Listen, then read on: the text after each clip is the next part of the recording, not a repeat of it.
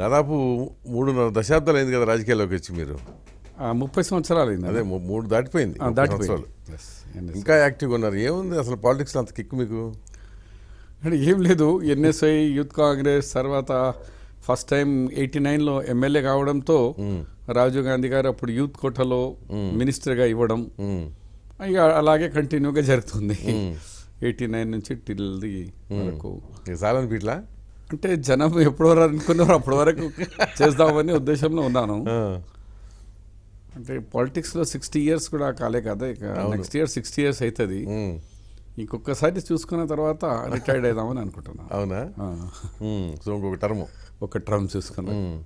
కానీ ఇప్పుడున్న పరిస్థితుల్లో తెలంగాణలో ఎవరు ఒప్పుకోకపోయినా ముఖ్యంగా అపోజిషన్ వాళ్ళు వాతావరణం టీఆర్ఎస్కి అనుకూలంగా ఉంది. మరి ఎట్లా నెట్టుకొస్తారు మీరు? సార్ అట్లా అందరు అనుకుంటున్నారు. గతంలో వాజ్పేయి గారి ప్రభుత్వంలో కూడా ఇండియా షైనింగ్ అని మీడియా ద్వారా బాగా ప్రచారం చేసినారు. తుదకు ఏమైంది మనం చూసినాం. ఇది కూడా కేసీఆర్ గారిది కేవలం పైననే ఉంది. ముఖ్యమైన ఆయన అంశాల్లో ఎంప్లాయ్మెంట్, అన్ఎంప్లాయ్మెంట్లో ఒక యూత్కి, ఒక విలేజ్కి ఒకటి కూడా జాబ్ రాలేదు. ఇంటికి ఒక జాబ్ అన్నారు, ఒక ఇంటికి పోయి ఒక విలేజ్ కూడా ఒక జాబ్ రాలేదు. ఎలాంటి రిక్రూట్మెంట్ లేదు. పిల్లల ఏజ్ బార్ అయిపోయింది. ముఖ్యంగా పోరాడిన కేసులో మొన్న నేను ఒక వాళ్ళకు సన్మానం చేద్దామని చేస్తే 50 విద్యార్థులు నాకు 200 కేసుల పైన ఉన్న వాళ్ళు 50 విద్యార్థులకు నేను ఐడెంటిఫై చేసి వాళ్ళకు ఒక అవార్డు ఇద్దామని అనుకున్నా. ఇంకా అది ఫైనలైజ్లో. ఉద్యమంలో పార్టిసిపేట్ చేసిన వాళ్ళ ఉద్యమంలో పాల్గొన్న తెలంగాణ ఉద్యమంలో ఒక 50 విద్యార్థుల్లో ఉస్మానియాలోకి ఒక 30 members, అదర్ యూనివర్సిటీ నుంచి 20 members, 200 పైన కేసులు ఉన్నాయి ఒక్కొక్కరి మీద. అలాంటి వాళ్ళు ఇప్పటికే కేసులు ఉన్నాయి. రైల్వే కేసులు, కొన్ని చేయలేదు. కానీ ఈ మధ్య కవిత వాళ్ళు కూడా పోయొచ్చారుగా. రైల్వే కేసులు పోవు కదా, పోవు. నాట్ ఓన్లీ రైల్వే కేసు, మిగిలిన కేసులో కూడా. కానీ పోలీసు ఒకటి ఏంటంటే ఫోర్సిబుల్గా పట్టుకుపోతలేదు, బట్ కేసులు మాత్రం అట్లనే ఉన్నాయి. ఓకే, ఎలా కాకుండా రేపు ఏదైనా జాబ్ వచ్చినప్పుడు ఎంక్వైరీలో మొత్తం కేసులు పెడతారు కదా. అవును, ప్రాబ్లం కదా. అలాంటిది విద్యార్థులు ఇప్పుడు ఎడ్యుకేషన్లో 29 రాష్ట్రాల్లో లాస్ట్ స్టేట్ ఏది అంటే తెలంగాణ. అలాగే మరి రైతుల్లో హైయెస్ట్ ఆత్మహత్యలు ఏ రాష్ట్రంలో జరిగిందో మహారాష్ట్ర తర్వాత నెంబర్ 2లో మనమే నిలబడ్డాం.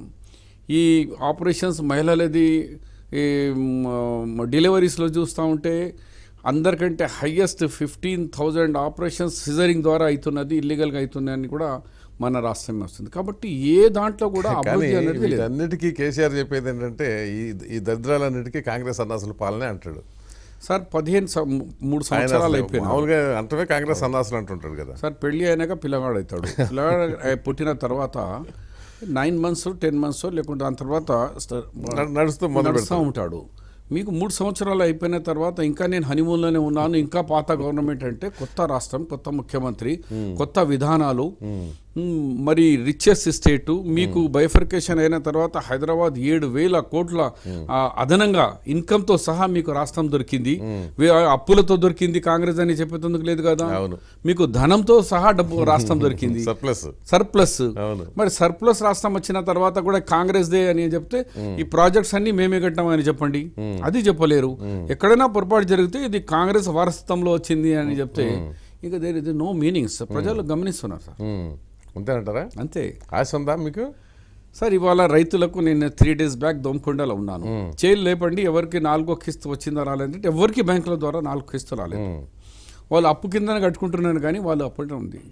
మేము ముఖ్యమంత్రి గారికి అనేది ఏమంటే ఏదన్నా ఇండియాలో ఈయన కంటే ఎక్కువ డబ్బులు మాఫీ చేసిన పక్క రాష్ట్రంలో 30 కోట్లు అయిపోయినాయి మాఫీ ఇప్పటివరకు.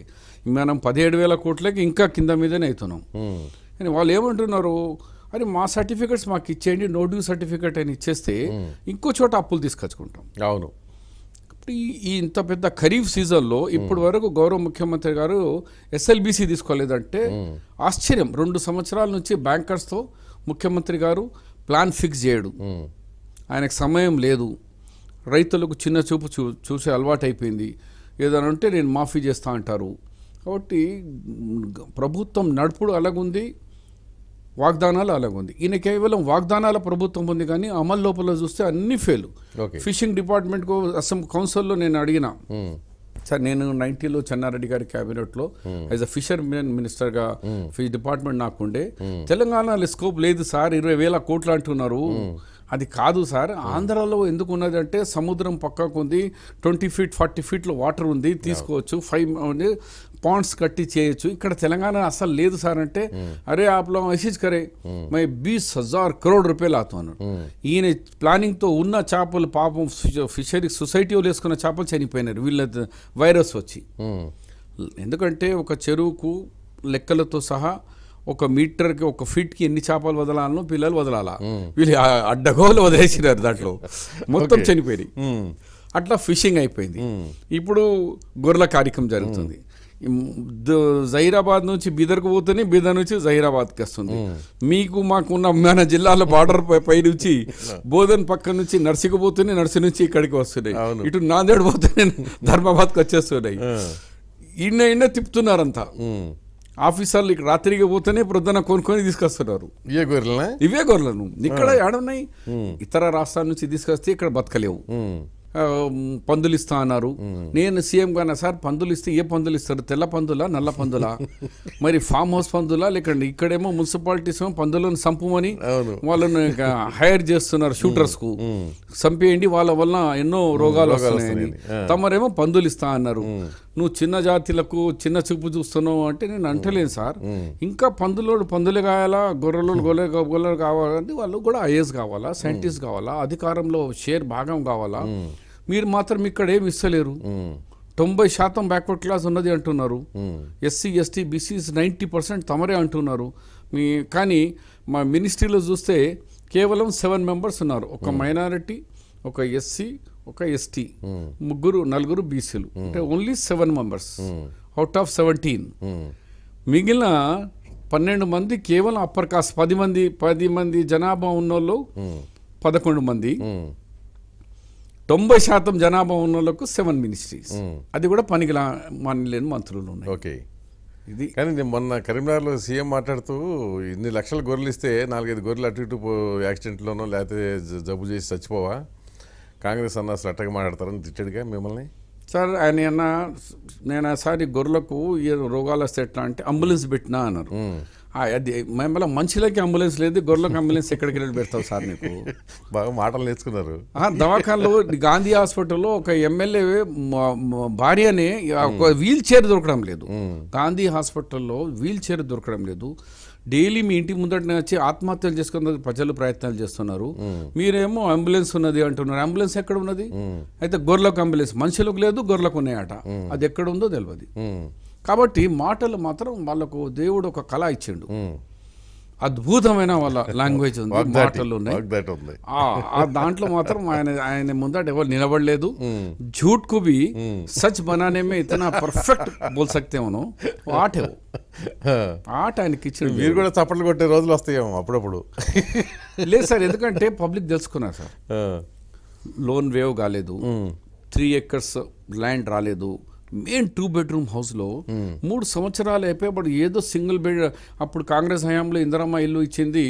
అప్ టు బెడ్ లెవెల్లో, బేస్మెంట్ లెవెల్లో, లేకుంటే రూఫ్ లెవెల్లో కట్టుకున్న వాళ్ళకు బిల్ ఇచ్చేసి అయిపోతుండే కదా. లేకుంటే వాళ్ళకి ఇంకొక బెడ్ రూమ్ ఎక్స్ట్రా చేసి ఇచ్చేసి అయిపోతుండే. లేకుండా నేను ఇస్తా అని చెప్పి గవర్నమెంట్ ఏం ఆన్సర్ ఇస్తుంది సార్? 2,60,000 3 yearsలో కడతా అని చెప్పి కేవలం 900 houses కట్టినామని అసెంబ్లీలో మొన్న జరిగిన బడ్జెట్లో ఇచ్చినారు. 16,000 houses ప్రోగ్రెస్లో ఉన్నాయి. అంటే ఎక్కడ 2,60,000, 16,000 ప్రోగ్రెస్లో ఉన్నాయి.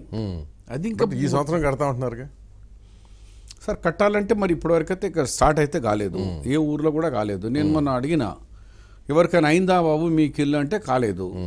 కానీ ఎమ్మెల్యేలకు, పార్టీ నాయకులకు ట్రాక్టర్లు వచ్చేసినాయి, 3 అంతస్తుల బంగ్లాలు వచ్చేసినాయి, అందరికీ ఫార్చునర్ వెహికల్స్ వచ్చినాయి. దుమారం ఉన్నారు వాళ్ళు మాత్రం. అన్ని దందాలు వాళ్ళే చేసుకుంటున్నారు, అన్ని కమిషన్లు వాళ్ళే చేసుకున్నారు. వ్యవస్థ చెడగొట్టేస్తున్నారు. మేమనేది ఏమంటే సరే కరప్షన్ అప్పుడు లేదా అంటే అప్పుడు ఉండొచ్చు, ఇప్పుడు ఉండొచ్చు. కానీ ఒక వ్యవస్థ, ఒక అడ్మినిస్ట్రేషన్ ఇలా చూడండి, కలెక్టర్ల మీద అటాక్ చేస్తున్నారు. వరంగల్ కలెక్టర్ మీద అటాకు, ఏ ఆఫీసర్ల మీదే ఎమ్మెల్యేలు ఎట్లా ప్రవహిస్తారంటే వీళ్ళ జీతగాలు ఉన్నట్టు మా ఇంట్లో తీసుకురండి చెక్లు ఇంట్లో పంచుతాం. కాంగ్రెస్ టైంలో కూడా కొన్ని జరిగినాయి అట్లాంటి. సార్ మీరు అధికారంలో ఉన్నప్పుడు జరిగినప్పుడు వ్యవస్థ ఒకటి ఉండే. ఇప్పుడు డీజీపీలు ఉన్నారనుకో, పోలీస్ వ్యవస్థ కానీ ఏదైనా కానీ, మేము ఏదైనా అన్నప్పుడు సాబ్ ఈ आदमी का नाम जो बोल रहे ना, ये एसीबी में इसका ये केस है, इसका ये है, अभी मुश्किल है साहब, मैं अच्छा ऑफिसर दे रहा हूँ, ये ले लो అని చెప్తుండే. ఓకే. ఇప్పుడు అట్లా ఏం లేదు. వాళ్ళు కాకి అంటే కాకి చెప్పాలా, ఎర్రది అంటే రాత్రి చెప్పాలా, పగలంటే పగల. ఈ టైప్ వ్యవస్థ ఎప్పుడు లేదు సార్. సో నిరంకుశత్వం లాగా ఉందంటారు. 100%. సరే, కానీ ఇప్పుడు మీరు అన్నారు కదా ఇందాక ఆయనకు వాక్చాతుర్యం విపరీతంగా ఉంది, ఆయన ముందు నిలబడలేకపోతున్నామని. మరి ఏం నిలబడతారు? ఇప్పుడు రేపు పొద్దున్న 2019 ఎలక్షన్స్లో ఇంకో ఏడాదిన్నర అయితే ఎలక్షన్లు తనకు వచ్చేస్తున్నాయి. అది ఆయన ముందు నిలబడగల ఒక నాయకుడు ఎవరైనా ఉన్నారా కాంగ్రెస్లో? సరే, కాంగ్రెస్ పార్టీ కానీ మీకు కూడా తెలుసు, గతంలో ఎన్టీ రామారావు నుంచి మొదలు పెట్టుకుంటే ఎప్పుడు కూడా వెంగళరావు గారి ప్రభుత్వం ఉన్నప్పుడు రెండు పార్టీలు, కాంగ్రెస్ అండ్ జనతా పార్టీ, రెడ్డి కాంగ్రెస్ అందరు కలిసినాక ఎవరు ఎదురేటోళ్ళు అంటే ఎన్టీ రామారావు గారు వచ్చినారు. మరి ఎన్టీ రామారావు ఎదురేటోళ్ళు ఎవరైనా ఉన్నారా కాంగ్రెస్లో అంటే అప్పుడు కాంగ్రెస్ నుంచి మళ్ళీ 89లో కాంగ్రెస్ పార్టీ బ్రహ్మాండమైన మెజార్టీతో గెలిచి ఈవెన్ ఎన్టీ రామారావు గారు ఎమ్మెల్యే ఎలక్షన్ కూడా ఓడిపోవడం జరిగింది. అట్లా కాబట్టి ప్రజల ఒక ఎలక్షన్కి 15 దినాల్లో. ఎగ్జాంపుల్ మా కామారెడ్డిలో నా ఎలక్షన్ కంటే 8 days ముందు మున్సిపల్ ఎలక్షన్ జరిగిన దానికి 9,900 కామారెడ్డి లీడింగ్. మున్సిపాలిటీ నాకే వచ్చింది. టీఆర్ఎస్కు 5 కార్పొరేటర్స్, నాకు 18 కార్పొరేటర్స్ వచ్చినాయి. కానీ 9 days దాంట్లో నేను ఓన్లీ 1,000 అయినా 8,900 మైనస్ అయిపోయింది ఒక ఎలక్షన్కే 10 daysలో. అదే బికాస్ సమ్ ఎలిమెంట్స్ అన్నారు, ఏమో కులం అంటారు, ఒకటి మతం అంటారు, ఒక వేరే ఏదో ఒక జరిగినాక 9,000 votes నాకు 10 daysలో డిఫరెన్స్ అయింది. 10 daysలో జనాల ఓటింగ్ ప్యాటర్న్ మారిపోతున్నప్పుడు ఎవడు అని కాదు, కసి. మన రాహుల్ గాంధీ మీటింగ్కి మా వాళ్ళు అందరూ రాజు గారి దగ్గర పాలు పోయినప్పుడు ఎవరు చూస్తారా అని అనుకున్న సమయంలో ఆజాదీ పబ్లిక్ అని అనుకున్నారు. సీరియస్ ఎఫర్ట్, ఆర్టీసీ బస్సులు కానీ ఎఫర్ట్స్ బట్టి రాలి. కానీ మీరు చూసినారు 1,500,000 పైన జనం ఎవరిని అడిగినా, చాలా మీ పేపర్లో కూడా బ్రహ్మాండమైన ఫోటో, బయట ఫోటో షాందార్ ఆంధ్రజ్యోతిలో వచ్చింది. అడిగితే ఏమంటున్నారు, కసి అంటే ఈ వీళ్ళ మాటలు, వీళ్ళ పోకడలు అవన్నీ చూస్తూ ఉంటే వాళ్ళకు కసి వచ్చింది. అయ్యో సోనియా గాంధీ కొడుకు వస్తున్నారు కాంగ్రెస్ వాళ్ళు అంటూ మా మీద ఒక సింపతి ఉంది. తెలంగాణ ఇచ్చిన తర్వాత కూడా అటు ఆంధ్రాలో పోయినారు, ఇటు తెలంగాణలో పోయినారు. ఇక్కడ ఈయన వచ్చిన తర్వాత బంగారు తెలంగాణ చేస్తారంటే బంగారు తెలంగాణ వాళ్ళ ఫ్యామిలీ బంగారం మాత్రం అయిపోతుంది.